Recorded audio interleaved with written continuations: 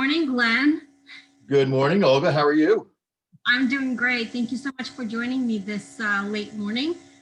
I wanted to do this, have this conversation because I get a lot of questions from buyers, and I wanted to dispel a lot of the myths and the things that uh, what they hear on social media and on TV, and really get down to what's important and relevant to our buyers in our community. That's why I really wanted to have this call. And really the discussion is about how to be prepared for a home purchase, maybe when to start, what to know, what to be aware of, kind of like that's maybe Sure, that I want to take it with. So sure. So let me first start by introducing myself, if that's yes, okay. yes. All right. So my name is Glenn Davis. I have been in the lending industry since 1998. I've been a licensed mortgage banker in both Pennsylvania, New Jersey, New York, and Florida since then. Um, Currently, I'm only licensed in New York and Pennsylvania, and have really thrived on not only the conventional loans, but also the government loans including FHA and VA, what we're going to talk about today. There are myths and there are facts that are in the marketplace. I think all of us have, many of us that are buying a house have an Uncle Sam or Uncle Tom or Uncle John who know everything about mortgages, and the reality is they probably do, but that was from 1960 and not 2020. And we all know it's been an interesting year, right? Yep. So where would you like to go with the VA loans? I mean, the myth and the fact, the myth in the marketplace, and please jump in whenever you like. The myth in the marketplace, I think, amongst many sellers and many realtors is that VA loans are difficult, they're hard to deal with, somebody's not putting money down, it's a risky loan to take. Am I correct in saying that? That's my experience in most cases when I have a realtor call me and say, hey, I just got an offer and it's a VA loan. What do I do? That's the myth, right? So the fact of the matter is, it is by far the easiest, and I use that term somewhat loosely, loan that you can go with. So we'll do a little bit of a comparison. So if we look at the conventional world of lending, we have these debt to income ratios where you can only use a percentage of your income. Let's say 35% of your income can only be used towards a housing payment, or 40%. VA doesn't. We just closed a loan where the debt to income ratio was 60 and 75. Wow. Okay. So that's one of the first big changes. The second big change that most sellers and most realtors are concerned about is that the inspection or the appraisal is more like a home inspection. And 10 years ago, that was probably the case. In today's world, it's not the case. But they do look for a functioning, habitable home. So what do I mean by that? It's almost the identical appraisal that you're going to receive if you were doing a conventional loan, with the exception of if you have a broken window, if you have a stairway that doesn't have a banister. Those are things that, honestly, regardless of conventional or VA, an appraiser is going to pick out. So it's not that hard, ugly home inspection that they used to do 10, 12, 15 years ago. It's no different than the one we're doing now. They do require a pest inspection. If they have a well, they do require the well water to be tested, and that's on the seller to do that. As far as any other tests, it's completely up to you as to what's required. When I say you, I mean the buyer or the realtor. So it's, again, a very easy loan. We want those loans to close. The mindset of underwriters and lenders should be, I can't speak for all lenders, I can speak for us, is that somehow, some way, come hell or high water, we're going to make sure that that veteran gets into that home. That doesn't mean we're going to make them house rich and cash poor. That does mean that we've got a lot of flexibility with it. Here's a one of the fondest things for me about VA loans is that, when I say fondest, the appraisal in the regular world, if we don't agree with the appraisal, we're kind of stuck with it, right? I mean, it is what it is. You can certainly go back and do a rebuttal, but chances are you're stuck with it. VA loans, exact opposite. You have the right to go back, and 99.9% of the time, we're going to win that rebuttal. So it really is a great product that's underutilized and often misunderstood in the marketplace. As a veteran, and I know your husband's a vet, this is part of what they, you know, sacrificed and gave their lives for, and this is part of the reward. It's deserving. It's entitled to them, and again, it's a product that just isn't. It's underutilized, and more people should know about it. The loan limits are different. We just closed on a VA loan for $1.3 million purchase price with a $900 and some thousand loan. We closed on another home that was $701,000 purchase price. They only had to come to closing with the closing cost. And by the way, it wasn't because the borrower wasn't qualified. The borrower made well into the six figures, had significant assets, but they wanted to utilize that VA loan. So again, myth in the marketplace is that it's kind of a little scary. Fact, it's the easiest, most flexible lending product on the market right now.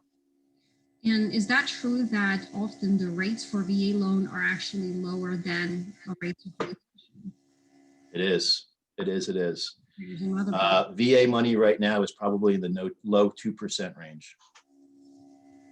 Crazy, right? It is crazy. So here's some of the questions that I get, because when I work with buyers, one of the questions I always ask, is there anyone in the family who's a veteran if they're going to be purchasing? And some of the questions I get is if they're not familiar with these benefits. They said, well, yes, I am, or I only maybe served, I just did my 4-year tour. How do they know if they are eligible to get a VA loan? As long as you have your DD 214, which Okay. is your certificate of discharge, and it's a honorable discharge, then you're 99% of the way there. Outside of that, we would need a certificate of eligibility. And what we do with our veterans is we ask them to provide us with their DD 214, and we do the rest. We get their certificate of eligibility through the VA, and we also figure out the exact amount that they're actually able to afford. Most, if they've never used it, have full use of it. So something else, and not to kind of. Yes, so talk to me a little bit about that eligibility. Once you get that certificate of eligibility, what is important on there that you need to know, and how to use that information to help the veteran? So we need to know, one, if they've ever used or utilized the VA loan before, if it's been attached to another property, if they've already used it and they have another home that's already under a VA loan. Those are the two major factors. In 99% of the case, we actually know that beforehand because it's a simple conversation. Most people know whether or not they've used their VA loan. But that will allow us to determine, one, how much they can actually afford through the VA, how much is covered. But two, the next question that we attach to that is, has the veteran, or has the vet or the borrower, in my case, do they have any disabilities when they left the VA? And that's an important question to ask, because if you have more than 10% of a disability, which, by the way, most folks who leave the military, hearing seems to be the big thing because of the loud noises, that automatically, that 10% or more automatically allows you to waive the funding fee. And the funding fee is a pretty heavy number. So those are really the two things, disability, your certificate of eligibility, and the DD 214. And once we have that, we're set and ready to go. We actually, as a company, and I say we as a company, we as my team, we do all that for the veteran. We get them their certificate of eligibility. We tell them exactly what they can afford. And from there, it's just a matter of finding a house. What we also do, again, because of the fact that, again, the myth and the fact is, we contact the realtor when they make an offer. We make every effort to connect with the listing realtor to make sure that they're aware of the fact that it's not this big, dark, gloomy cloud coming at them. It's a real offer, and it's a solid offer. I think the misconception is, especially in today's market, is because veteran is not putting any money down, they almost feel like that this person does not have any skin in the game, right? Because maybe they have a small deposit. And I'm gonna repeat some statistics, and I'm gonna ask you not to hold me to it because it's been a while, but I want to say 73 or 74% of VA loans actually put down money. I want to say the average credit score of a veteran when they're using a VA loan is in the mid 700s, which is considered A+. And I also want to say that most, I'm just trying to think of the number again, and I'll get these at one point for you, but the average veteran that buys a house has at least 16 months worth of reserves, regardless of whether they're putting down money or not. Okay. So again, perception, reality. You mentioned that some veterans actually put money down. Is there a benefit to putting some money down? You know, in the scenario I just used, is they were, this was a successful gentleman who wanted to keep the payment at a specific amount, and he had the ability and wherewithal to put down that amount. You know, the benefit obviously is, you know, your lower monthly payment. And that goes back to my phrase of, you know, not making your house rich and cash poor. That's not the goal. Sure. But that's about it. It's just managing the monthly payment. Correct. Okay. Correct. Got it.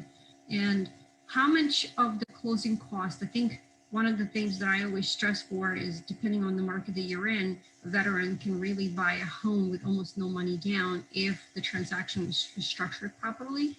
Correct. In terms of percentage of the closing costs, will the VA? They can have all of the closing costs covered by with a seller credit or a lender credit. Everything. Okay. So there is no set 6% or 3%. It's, well, you know, we're in, you and I live in the great state of New Jersey, so 6% generally covers the cost. And I say the great state because of our taxes. But 6% is the rule of thumb, but they can have, it generally never hits 6% because the numbers just don't add up that way. got it. So, but whatever is allowed is there any Correct.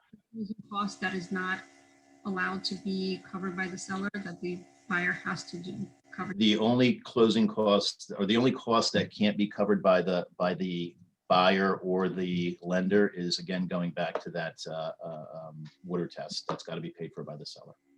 Okay, and the pest inspection, right? Correct. Right. Okay. Right. Well, the seller pays for the work test. Yep. If there is a septic system, is there any rules for the VA or no?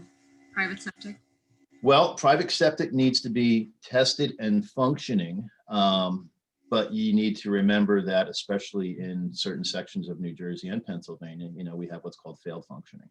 Mm-hmm. And about 95% of septics out there are a failed function, which means either there's a line blocked up or the junction box is filled. So they're all correctable situations. It's when it's a truly failed septic and things are backing up through the sink. That's when we have issues. But you have that issue with regardless of whether it's FHA or conventional. So. Mm-hmm. Interesting. Okay. And does the VA loan process take longer in general, or is it still the same time frame because we now have a government agency? There are, and that's a great question. We're in 2020, right? So timeframes are all kind of been extended or stretched a little bit. There is an extra step in that the VA does need to approve the loan. Mm-hmm. That process in the past was a day, maybe 24 to 48 hours. It's probably similar to that, maybe 24 to 72 hours. So that little extra step, but generally that doesn't interfere with, you know, with the target closing dates. So that's all, well, I should say, and again, this is us, this isn't everyone, but we kind of build that into our timeline as to where everything needs to be so that we can hit that target close date. Okay. Can you give an example? Let's say you pull someone's certificate of eligibility, they have never used the VA loan.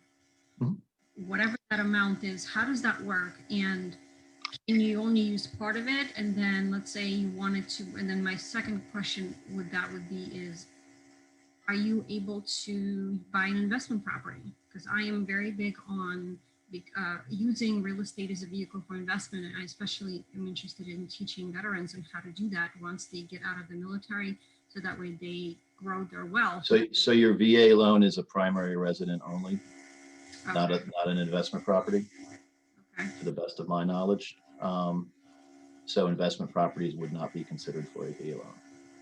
So if you bought your primary residence with the VA loan, and then you want to buy another primary residence, you could buy using the VA loan. Yes, you can. Yes. You're not planning on selling your first residence and investment property.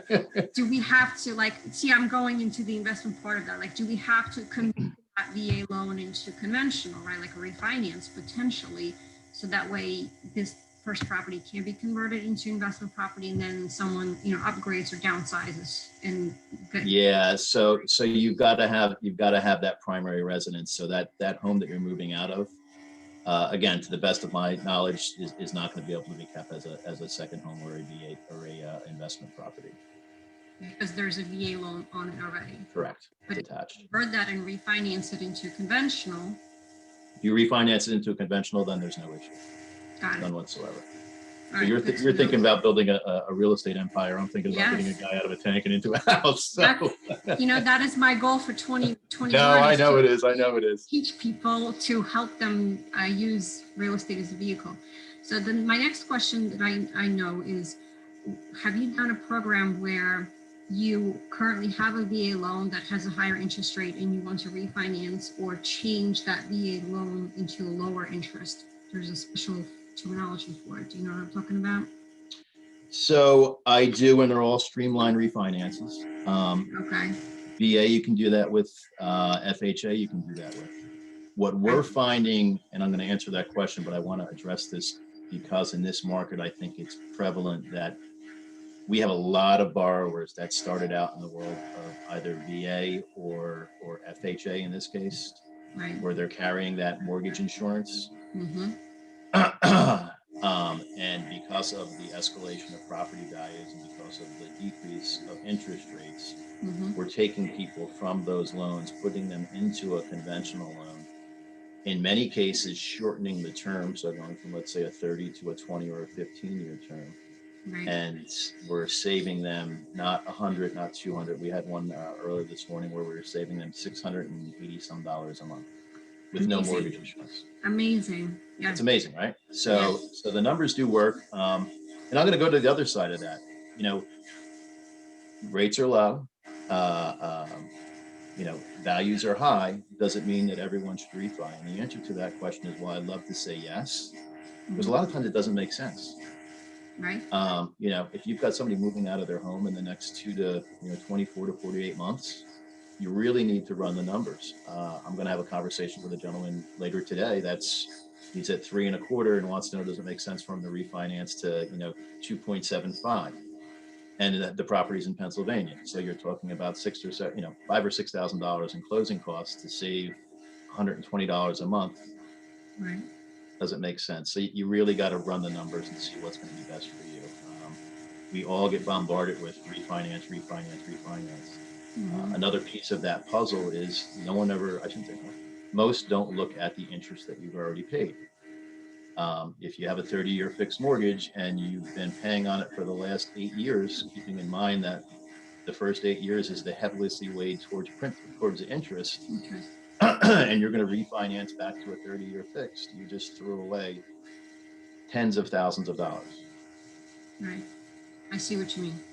So there's a lot to look at there. But we're getting a little off track from VA. I apologize. No, that's okay. But you know what? That actually brings me to the question of, it doesn't matter whether you have a VA loan or not, but do you believe in and do you advise people, whatever the type of loan it is, to make extra payment or so every year so that way you are putting more money on towards your principal so that way you can reduce the 30-year mortgage towards something that's more manageable? What's your thoughts? So the obvious answer to that is yes. I personally actually make additional payments every month to my mortgage. And I say the obvious answer because I'm actually working with several accountants right now who they want a lower monthly payment. And we've got several self-employed borrowers who want that breathing room. Right. So even though they could pay the mortgage off, they could do it as a 15 or they could do it as a 10-year fixed mortgage. They're keeping it at a 30-year.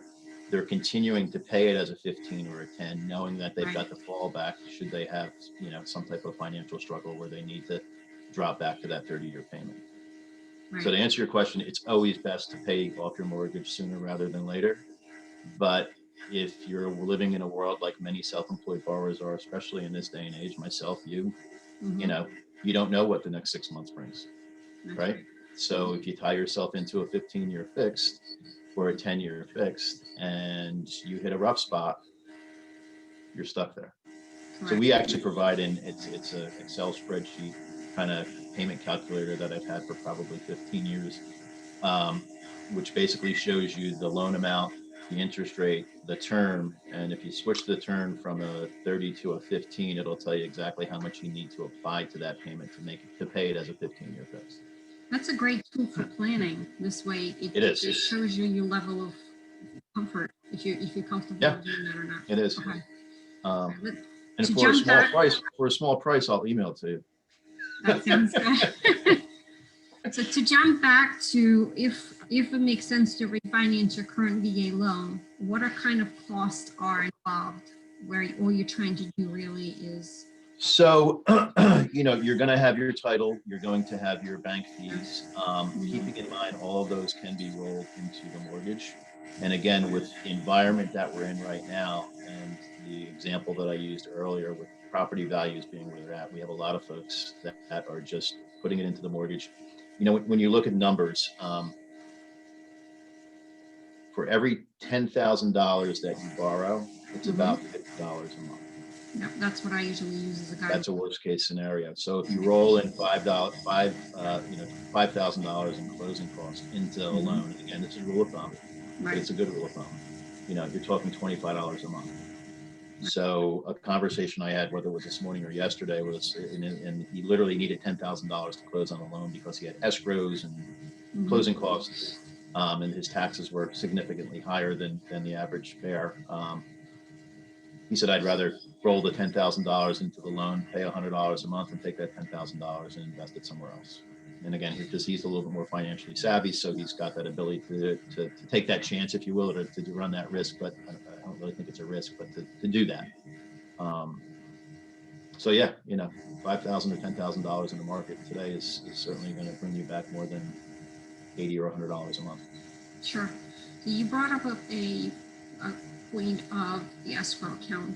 So for VA loans, is it required that property taxes get escrowed and the mortgage company pays for them? Or is it something that can be optional? And if it can be optional, does that mean that the rate is going to be higher?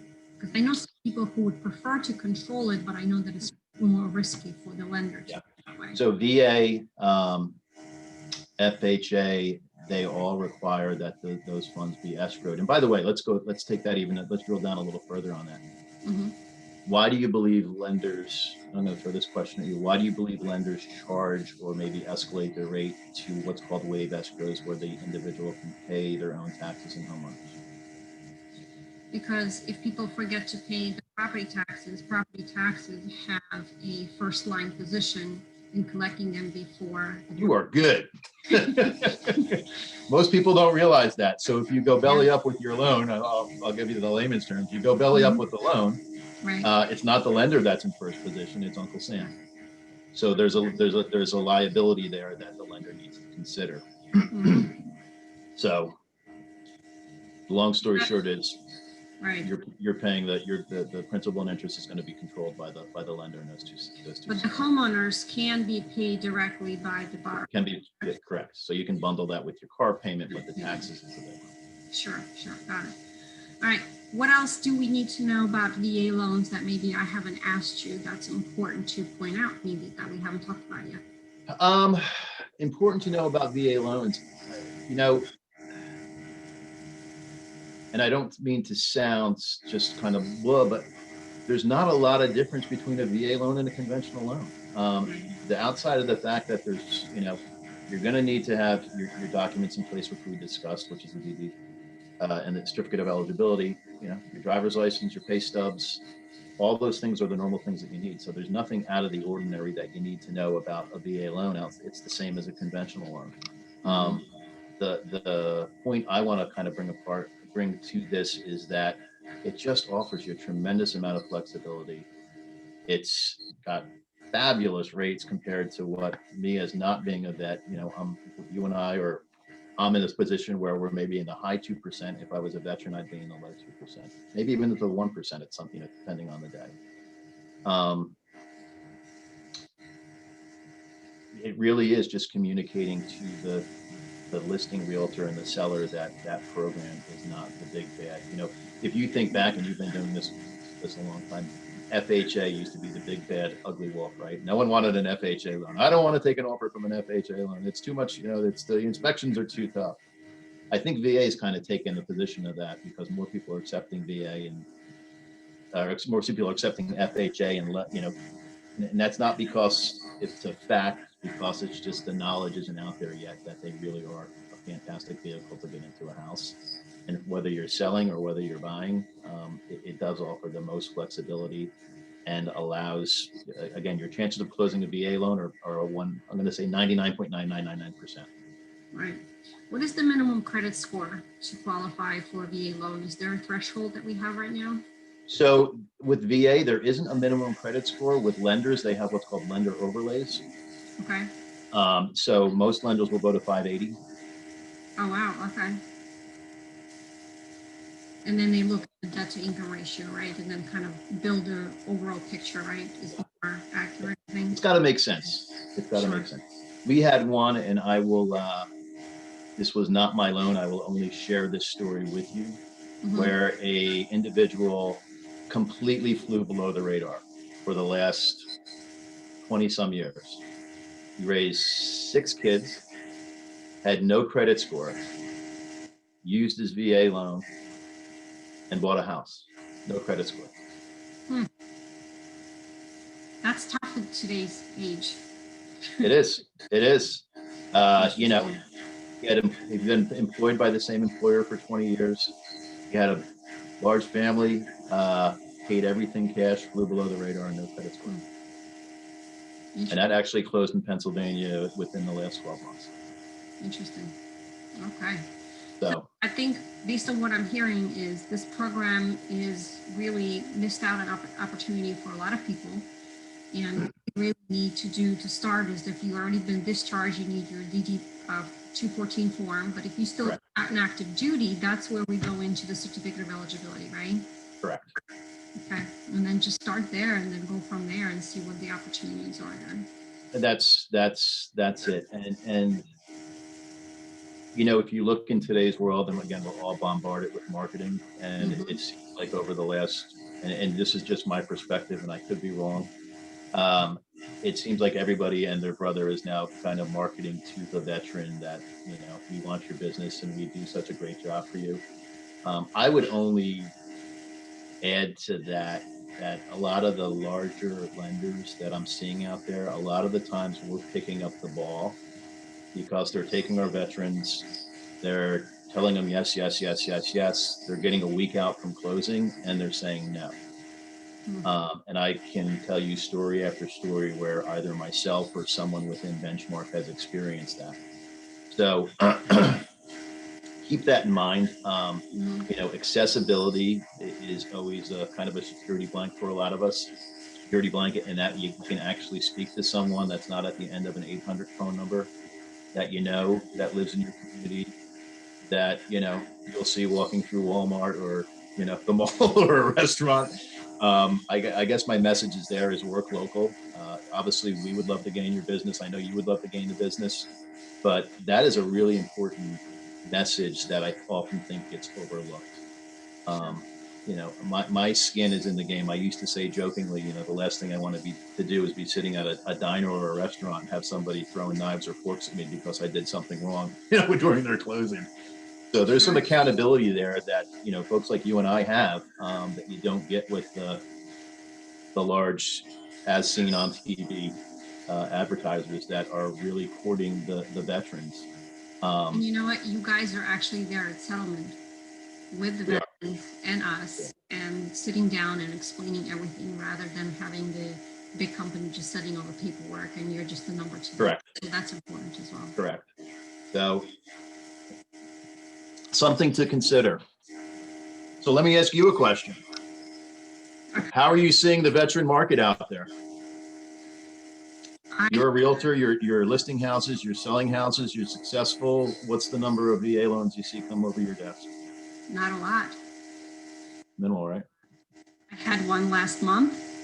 And, you know, if I go on the listing side where we're representing the sellers, they don't show up very rarely and they do have a bad reputation. And I think this is one of the reasons why I wanted to do this call, this conversation, is because it's not supposed to be this way.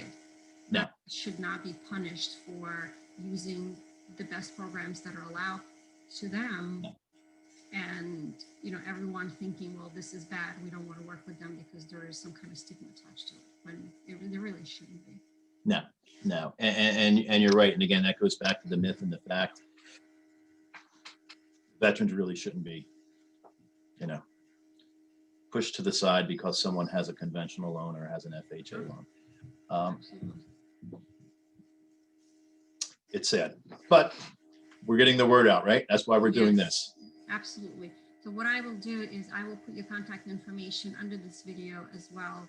And it will get sent out to everybody that's on our list. So that way people can reach out and ask you questions. And hopefully the goal really is it to educate more people, or as many as possible, let them know that a VA program is a good thing. And it's a good thing for everyone that's involved in the transaction.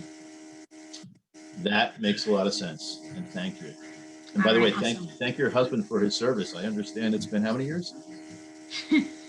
A long time, 20. So yeah, he's heading towards retirement right now. So good.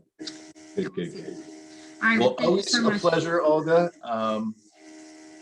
We're here to help, regardless of whether we can point you in the right direction or do business with you, or just kind of clarify what again, Uncle Stan, who knows everything about mortgages, is pumping into your head. We'll clear out some of the myth and give you some of the facts. Absolutely. I always appreciate it. Thank you, Glenn. No worries. Thank you. All right. Till next time.